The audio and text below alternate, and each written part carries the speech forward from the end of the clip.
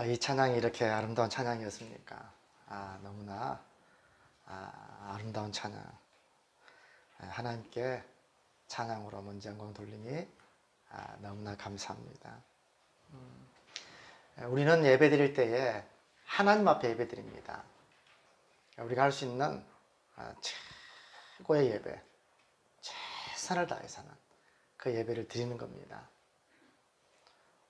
제가 누누이 말씀드리지만 우리가 지금 드리는 이것보다도 더 좋은 예배가 있다면 우리는 그 예배를 지향해야 됩니다. 우리 성가대 힘들고 어려운 가운데서도 이렇게 아름답게 찬양을 불러줘서 너무나 감사합니다. 나중에 우리가 모든 것이 회복되면 성가대 인원도 많이 늘렸으면 좋겠습니다. 정말 이것이 웅장하게 울려 퍼질 수 있도록 정말 아름다운 찬양으로 하나님께 영광 돌리기를 바랍니다. 우리 장로님들과 이야기를 나누면서 정말 이 힘든 가운데서도 우리 성도님들이 헌금을 내주고 또 11조를 내주고 그래서 교회가 부족하지 않도록 그렇게 힘써 주셨습니다. 언제 기회되면 한번 이야기해 주십시오. 항상 제 마음에 그게 있습니다. 이 힘든 가운데서도 우리 성도님들이 헌금을 내시고 특별히 그 어려운 가운데서 10의 1조 또 10분의 1을 구별해서 하나님께 드리는 이 헌금 얼마나 귀한지 모릅니다.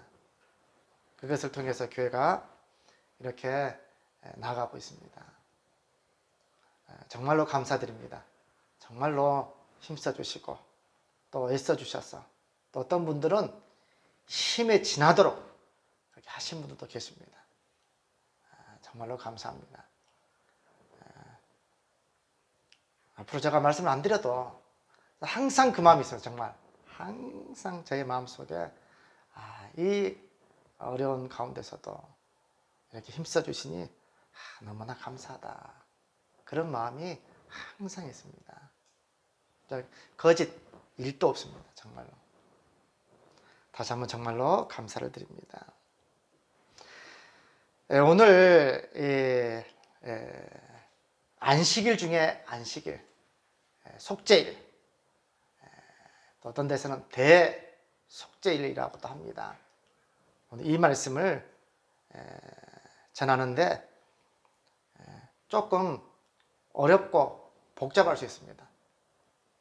하지만 제가 일부러 그럽니다. 일부러 자세하게 그걸 아시라고 좀 이렇게 복잡하구나 이렇게 어렵구나 하나님 앞에 한번 대속죄일은 유대인의 달력으로 7월 10일입니다. 아마 우리나라 달력으로 하면 약 10월 10일 정도 됩니다. 이 대속죄일 날 드려지는 것이 이 의식들이 이렇게 복잡하고 이렇게 절차가 많은가 그것을 생각하시면서 말씀을 이렇게 함께 상고하기를 바랍니다. 레위기 16장은 속죄를 다루고 있습니다. 이것은 레위기의 전체의 중심 사상입니다. 그리고 또한 이것은 구약 전체의 중심 사상이기도 합니다. 어찌 보면 구약 전체 핵심이라고도 말해도 과언이 아닙니다.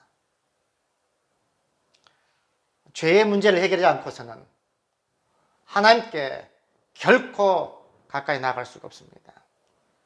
죄의 문제를 해결해야만 하나님 앞에 가까이 나아갈 수 있습니다. 제사도 드릴 수 있고 예배도 드릴 수 있고 또 기도도 할 수 있습니다.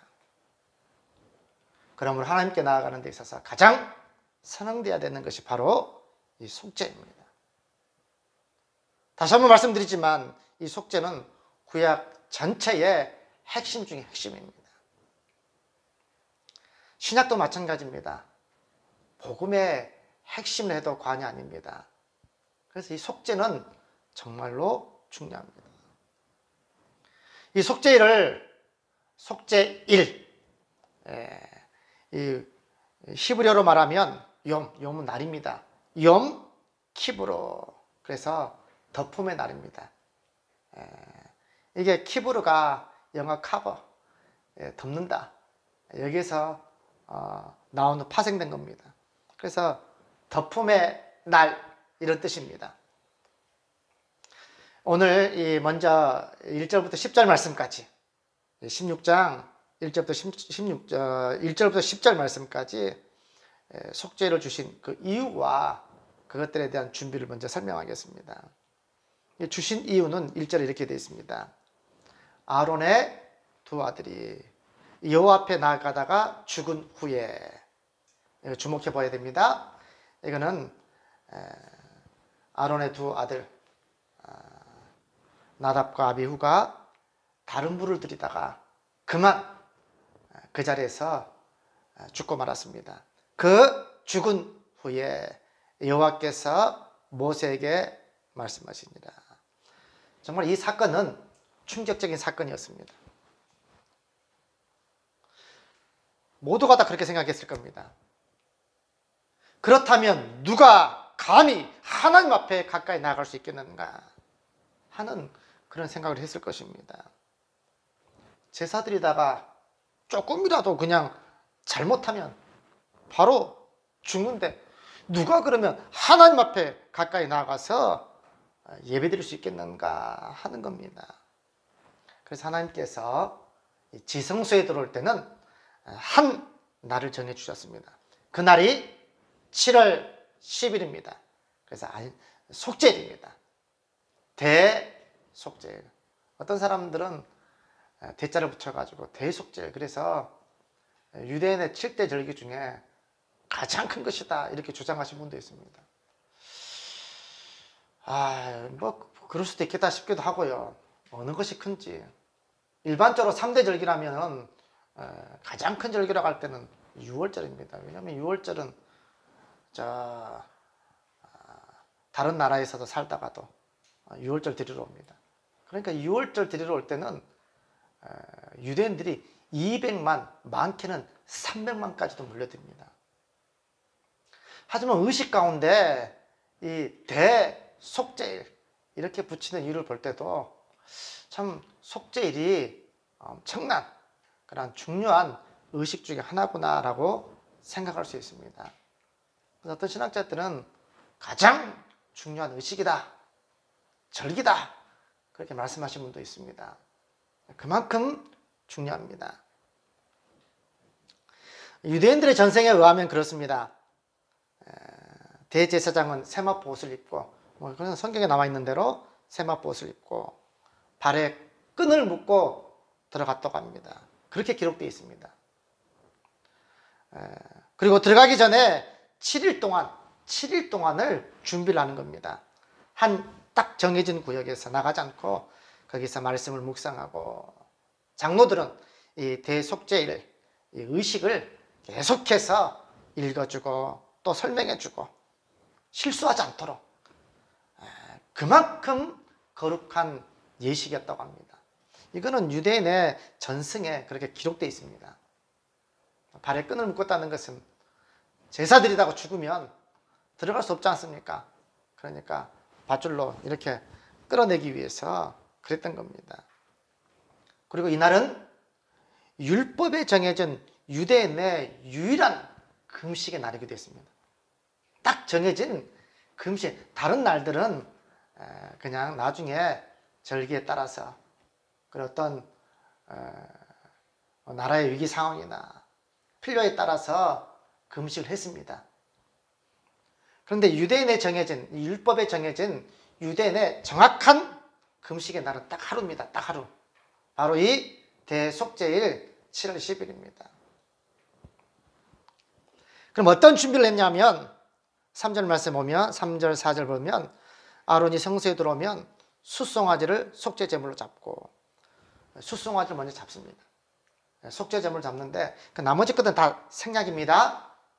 뭐 가죽을 벗겨내고 내장을 걸러내고 피를 다 받고 이런 건 다 생략입니다. 그냥 숫송아지를 속죄제물로 삼고 순양을 번제물로 삼고, 그리고 제사장은, 대제사장은 4절 하반절 말씀 나왔죠? 물로 그의 몸을 씻고 입을 것이며, 이렇게 됐습니다. 그래서 목욕을 합니다. 머리끝에서 발끝까지 물로 몸을 씻고, 그리고 4절 말씀에 거룩한 세마포 옷을 입습니다. 세마포 속바지를, 그리고 띠를, 다 세마포입니다. 세마포 옷, 세마포 띠, 세마포 관, 이것은 거룩한 옷이라. 그래서 6절 말씀에 자기와 집안을 위하여 먼저 속죄합니다. 대제사장은 백성들을 속죄하기 전에 먼저 자기 집안부터 하면, 자기 먼저, 그리고 자기 집안 속죄하고 난 이후에 백성들을 위한 죄를 속죄하는 겁니다. 이 세마포를 입었다는 것은 뭐냐면, 이건 예수 그리스도 피 묻은 그 옷을 상징하는 겁니다. 보혈을 상징하는, 보혈을, 예수 그리스도의 그 피, 그 보혈을 상징하는 겁니다. 우리가 그래서 예수 그리스도의 그 피로 우리도 천국에서 세마포 옷을 입고 그렇게 하나님을 찬양하게 될 것입니다. 그런데 이거는 어떤 상징이기 때문에 정말 그런 세마포시냐, 어떤 의미냐, 이것까지는 우리는 알 수는 없습니다.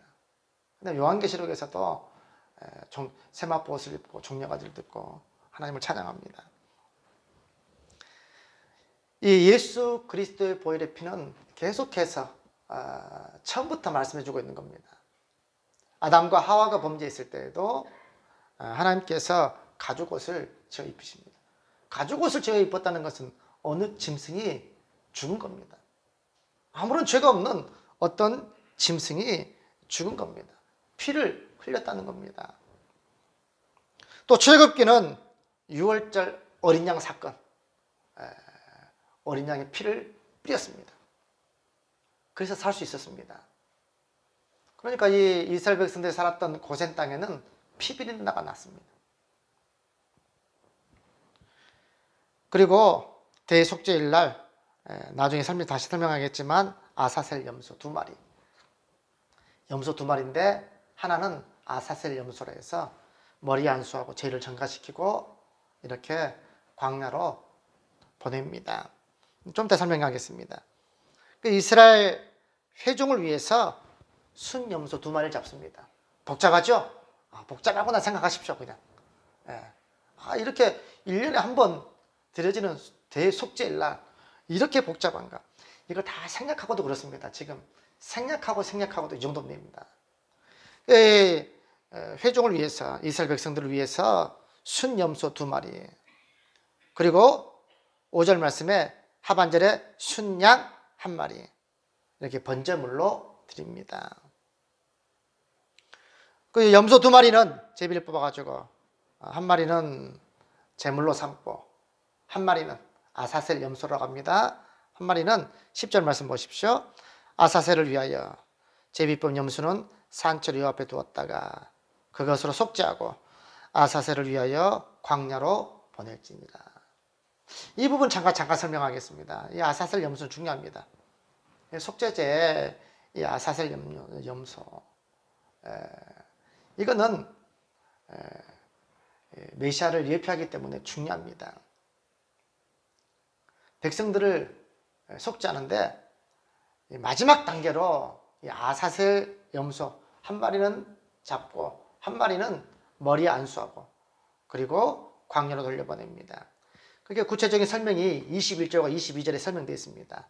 아론은 그의 2 손으로 살아있는 염소의 머리에 안수하여 이스라엘 자손의 모든 불의와 그 범한 모든 죄를 아뢰고 그 죄를 염소의 머리에 두어서 미리 정한 사람에게 맡겨 광야로 보낼지니, 염소가 그들의 모든 불의를 지고 모든 죄를 전가시켰지 않습니까? 이스라엘 백성 모든 죄를 전가시켰습니다. 모든 불의를 지고 접근하기 어려운 땅에 이르거든 그는 그 염소를 광야에 놓을지니라.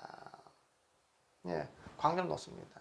대부분 광야로 돌려보내면 거기서 뭐 늑대의 밥이 된다든지 짐승의 밥이 됐다고 합니다.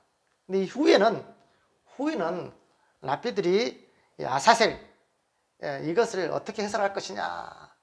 이게 뜻이 정말로 많습니다.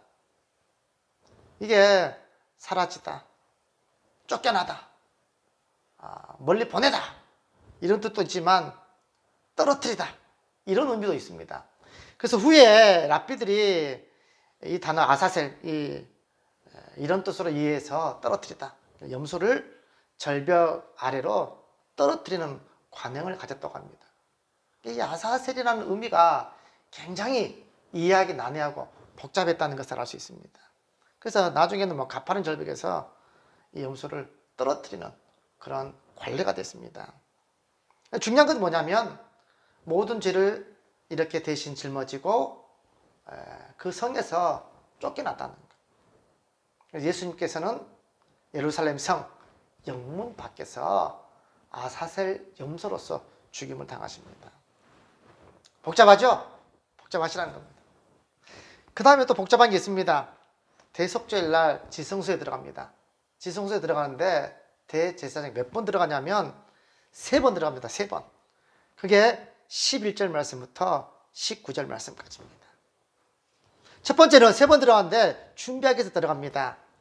마당에 있는 번제물에서 불을 취하여 가지고 들어가고 두 손에는 특별한 특수한 향로를 가지고 지성소에 들어갑니다.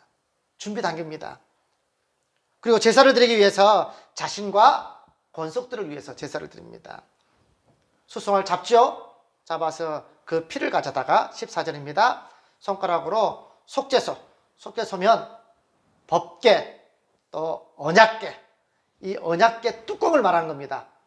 이 언약궤 뚜껑은 순금으로 되어 있습니다. 그게 속죄소, 시은소라고도 합니다. 그 속죄소 동쪽에 뿌립니다. 또 그것만 뿌린 게 아닙니다. 손가락으로 찍어가지고 그 피를 속죄소 앞에 7번 뿌리는 겁니다. 7번을 또 7번을 뿌립니다. 7번을. 자신과 권속들의 죄를 속하기 위해서, 속죄하기 위해서 이렇게 뿌리는 겁니다. 복잡합니다. 그러고 난 이후에 마지막으로 백성들을 위한 그러한 속죄제를 드리는 겁니다. 그것은 염소의 피를 가지고 들어갑니다. 다시 또 염소 피를 가지고 나와야 되지 않습니까? 이게 지금 혼자서 다 하는 겁니다. 혼자서. 나머지 제사장들이나 레위 사람들이나 백성들은 회막 밖에 있습니다. 그게 17절 말씀이 있습니다. 17절에 그가 지성소에 속죄로 들어가서 자기와 그의 집안과 이스라엘 온 회중을 위하여 속죄하고 나오기까지는 누구든지 회막에 있지 못할 것이며, 회막, 성막에 들어가지 못합니다. 회막 밖에서 숨지고 기다리고 있는 겁니다. 모두 다 제사장들까지도 회막문 앞에서 숨지고 기다리고 있어야 됩니다. 이 모든 것을 대제사장이 혼자서 다 하는 겁니다. 들어갔다 나왔다, 들어갔다 나왔다.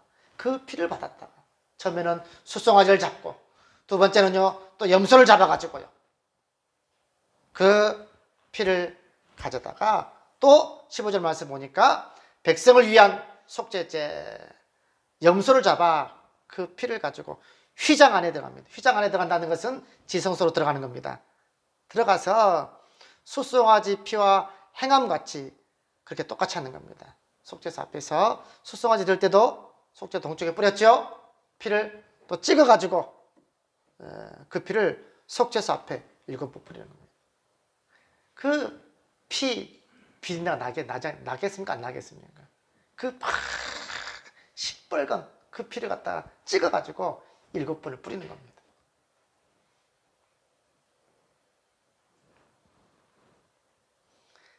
자, 이렇게 뿌리는 이유가 곧 16절에 이스라엘 자손의 부전과 그들이 범한 모든 죄로 말미암아 지성소를 위하여서 속죄하고 또 그들의 부정한 중에 있는 회막을 위하여 그가 잘 것이며. 한 부분 제가 생략하겠습니다. 한 부분 자세하게 설명 안 하고, 한 부분 뭐냐면 나중에는 뜰에 있는 번제단 있지 않습니까? 번제단 뿔에도 그 피를 다 발라야 됩니다. 번제단에서 계속해서 백성들의 죄를 속할 때 아마 그 죄들이 있기 때문에 아마 그런 의식 중에 하나의 일부분이었을 겁니다. 그래서 그 부분이 나중에 설명됩니다. 번제단에 4뿔이 있습니다. 4뿔을 갖다가 또 다 바릅니다. 그것은 생략. 복잡하죠? 그래서 이날을 가리켜서 안식일 중에 안식일이라 합니다. 옛날 성경에는 큰 안식이라 되어 있습니다. 안식일 중에 안식일이다. 그리고 31절 말씀 이렇게 됐죠. 이는 너희에게 안식일 중에 안식일인즉 너희는 스스로 괴롭게 할지. 금식하는 겁니다. 이스라엘 백성들이 딱 율법에 정해진 대로 유일하게 금식할 수 있는 이 날이 대속죄일입니다. 다시 한번 말씀드리면 이 지성소에는 오직 대제사장이, 이제부터 잘 들으셔야 합니다. 이 지성소에는 대제사장 한 명만 1년에 한 번 들어갈 수 있습니다. 지성소에 대제사장이 1년에 한 번 들어갈 수 있습니다. 물론 들락날락 한 번은 3번 들어가는 것이죠. 3번 지성소에 들어가서 제사, 이 의식을 행하는 겁니다. 송아지를 잡아야 됩니다. 또 번제로 양을 잡아야 되고 또 염소를 잡아야 됩니다. 그 피를 받아서 그 피를 속죄소에다가 뿌려야 되는 겁니다. 하나님께서 그 예물을 기뻐받지 않으면 대제사장은 죽습니다. 그래서 누구도 들어갈 수 없기 때문에 발에, 어떨 때는 허리에도 묶고 어떤 분은 허리에 묶었다는 기록도 있습니다. 발에 끈을 갖다가 끄져 들어갈 수 없으니까 휘장으로 지성소는 가려져 있습니다.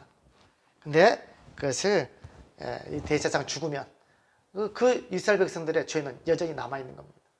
그래서 끄집어내는 겁니다. 그 34절 말씀 되어 있습니다. 1년에 한 번 속죄할 것이니라. 자, 만약에 고향으로 따지면 어디가 지성소가 되냐면 이 자리가 지성소가 되는 겁니다. 이 자리가. 저 앞에가 우리 들어오실 때 유리문 있지 않습니까? 유리문 그쪽에가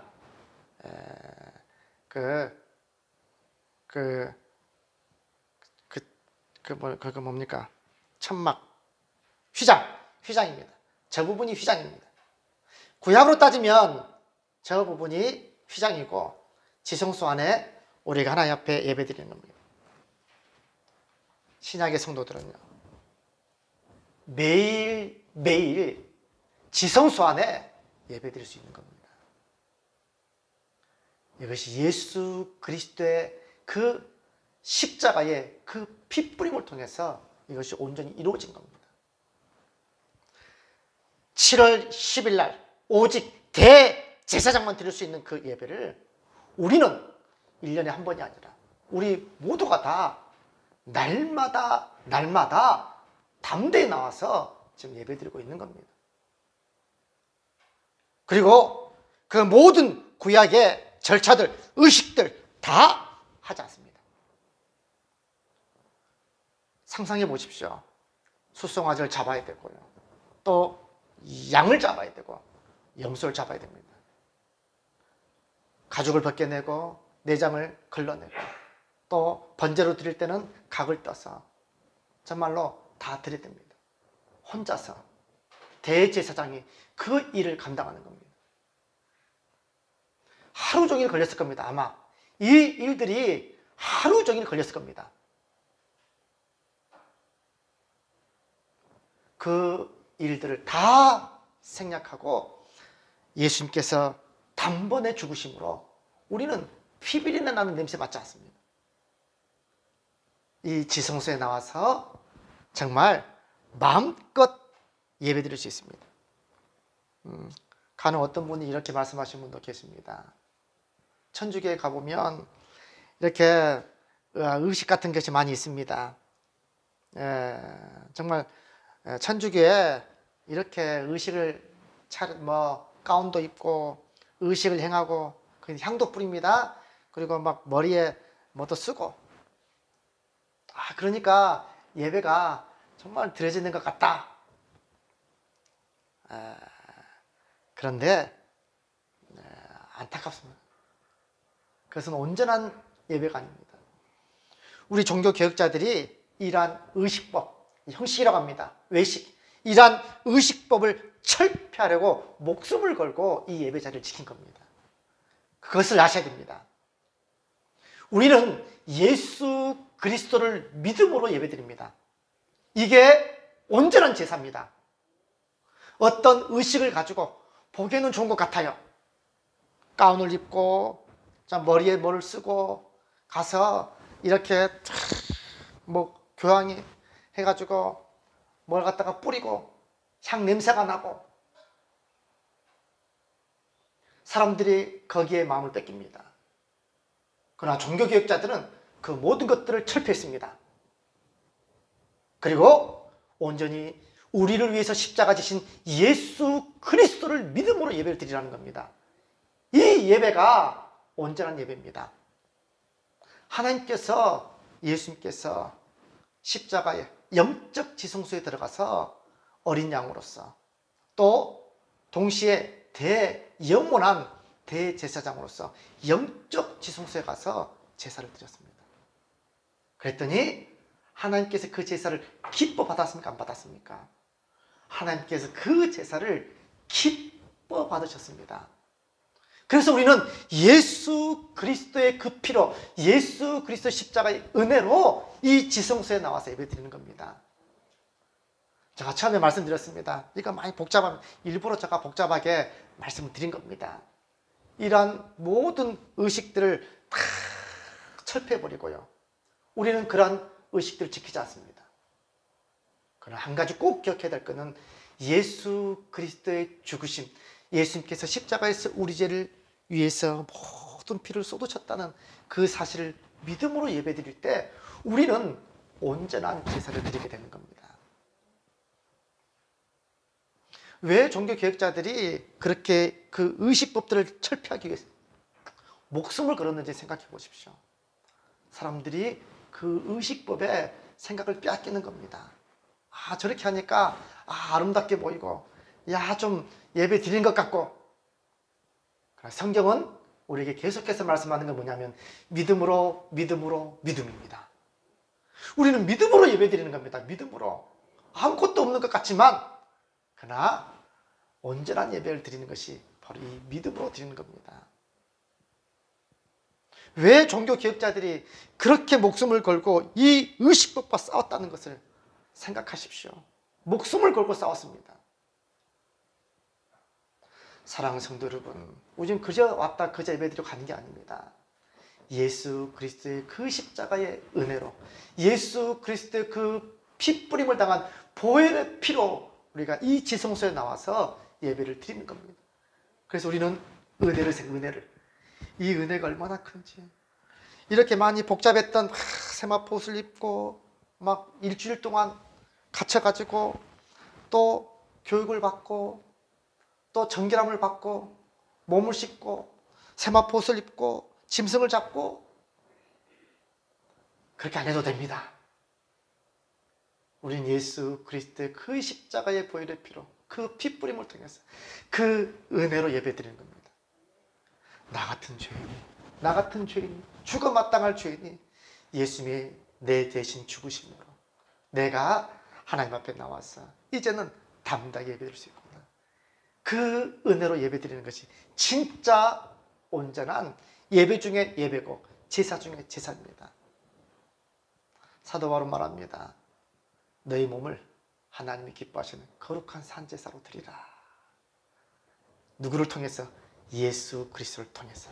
예수 그리스도와 함께 드리는 그 예배가 지성소에 드리는 온전한 예배 제사가 되는 겁니다. 앞으로 그냥 그저 왔다 그저 가면요, 그냥 마당만 밟을 뿐입니다. 그러나 예수 그리스도의 그 피뿌림, 그 은혜가 있었기에 이런 모든 절차들을 다 없애버리고 그 피비린내 나는 그 냄새도 맡지 않고 그 짐승의 그 죽임을 보지 않고도 우리는 이 영적 지성소에 담대히 예배를 드릴 수 있습니다. 그래서 하나님께서 기뻐 받으시는 겁니다. 앞으로도 이런 우리 만인 제사장으로서 하나님 앞에 하나님이 기뻐 받으시는 그러한 제사를 드리는, 예배를 드리는 저와 오른 모든 믿음의 성도님들 되시기를 주님의 이름으로 축원드립니다.